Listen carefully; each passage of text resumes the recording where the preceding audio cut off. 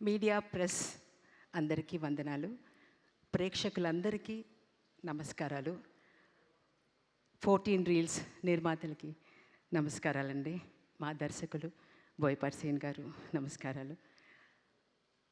చెవులు దద్దరిల్లేలా music compose చేసిన సంగీత దర్శకులు తమ్మన్ గారికి వందనాలు.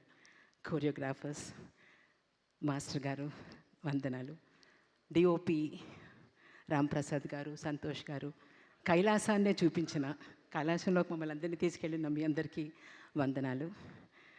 సాక్షాత్తు శివుడుగా నా కళ్ళకి శివయ్యగా కనిపిస్తున్న బాలయ్య గారికి వందనాలు.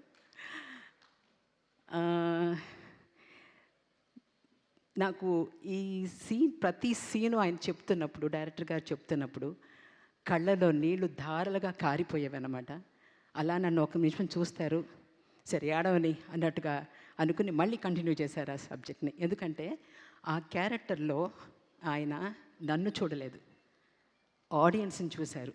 ఓహో, ఇలా ఇలా ఎమోషన్ అవుతారన్నమాట అనేది ఆయనకి అక్కడే తెలిపోయింది.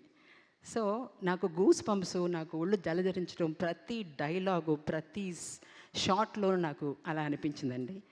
అఖండ 1 చేస్తున్నప్పుడు నాకు తెలియకుండానే నాలో ఒక వైబ్రేషన్, ఒక ఎనర్జీ నాలో ఏదో వచ్చినట్టుగా ఫీల్ అయ్యాను నేను.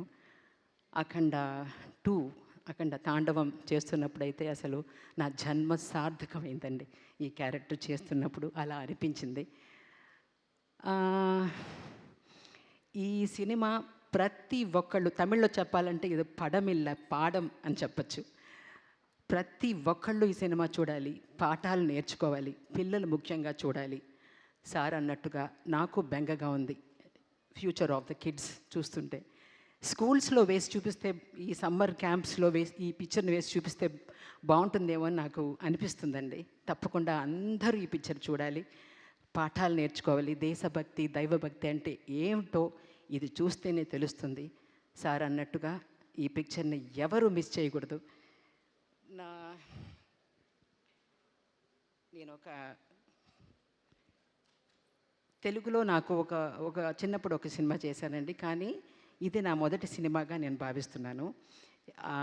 దేవుడు, శివదేవుని నిర్ణయం అని నేను చాలా గట్టిగా నమ్ముతున్నాను. ఎలా అంటే, విష్ణు అంశ పేరు కలిగిన మన డైరెక్టర్ బోయపాటి శ్రీనివాస్, మన హీరో బాలకృష్ణ, నా మేనేజర్ చలపతి అనే ముగ్గురు కలిసి శివాంశ సినిమా అయిన అఖండలో ఒక శివభక్తుడు తల్లి పాత్ర చేయించడం ఒకటి. నగరిలో ఈ సినిమా చూశానండి. చూస్తున్నప్పుడు నా కళ్ళారా చూశాను. అసలు ఆ సినిమా థియేటర్లో అందరూ అందులోకి వెళ్ళిపోయారనమాట.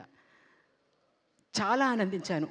నన్ను రిసీవ్ చేసుకున్న విధం, నా సీన్ వస్తున్నప్పుడు అందరికీ ఒళ్ళు పులకరించి కళ్ళల్లో నీళ్లు వచ్చాయి. అంటే నాకు అక్కడే సినిమా షార్ట్లోని ఎన్ని టేకులు చేస్తున్నా అన్ని టేకుల్లోనూ గ్లిజరిన్ లేకుండానే నేను ఏడ్చాను.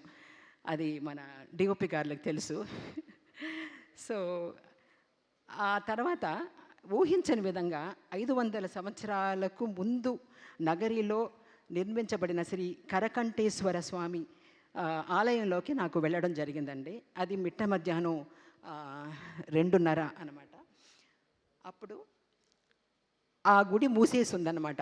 ఆ శివుడు, ఐ థింక్ ఐఎమ్ బ్లెస్డ్.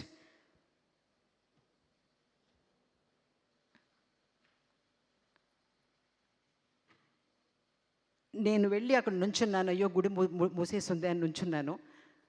ఆ ధర్మకర్త వచ్చి 2:30కి ఆ గుడి తెరిచి నాకు ఆ గర్భగుడిలో నుంచోబెట్టి ఆ శివుడి దర్శనం ఇచ్చినప్పుడు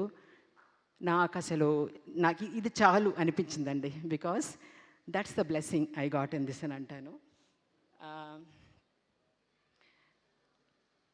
అదొకటేను. మళ్ళీ ఈ సినిమా చేయటమే అసలు నాకు నేను చేసుకున్న పుణ్యం అని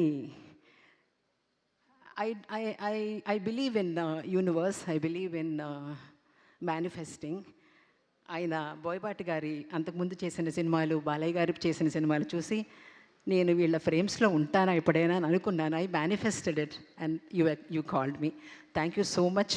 నన్ను నమ్మి ఈ క్యారెక్టరు విజయమ చేస్తే బాగుంటుంది అని నన్ను పిలిపించి చేయించినందుకు మీకు నేను ఎంత కృతజ్ఞత చెప్పుకోవాలో తెలియట్లేదండి నాకు. ప్రేక్షకులందరికీ నేను నా రుణం ఎలా తీర్చుకుంటానో నాకు తెలియట్లేదు. ఎందుకంటే అంత బాగా నన్ను ఆదరించారు థియేటర్లో. అండ్ ఎస్, ఎన్ని సంవత్సరాలైనా సరే మదర్ సెంటిమెంట్ అనేది ever green for everybody. Mother is a mother anyway. So Balayya గారు దుర్మార్గులు అక్కడ బాధపడుతున్న మనుషులందరూ దేవుడు ఎక్కడున్నాడు, అసలు ఇంతమంది చనిపోతుంటే దేవుడు కనిపించడేంటి అని అన్నప్పుడు ఆయన అన్నాడు, ఆయన అన్న డైలాగ్స్ అండి నా గుండెల్లో పొడుచుకునే అనమాట. అది పాఠం అనేది. ఆ పాఠాల కోసం, ఆ పాఠాలు నేర్చుకోవటం కోసం మీరందరూ వెళ్ళి థియేటర్కి వెళ్ళి చూడండి. డెఫినెట్గా it's an experience and it's ఆ మేకింగ్ అనేది it is wonderful and it is not a film, it's an experience, I can say. Yeah, thank you very much for the opportunity. Thanks. Thank you.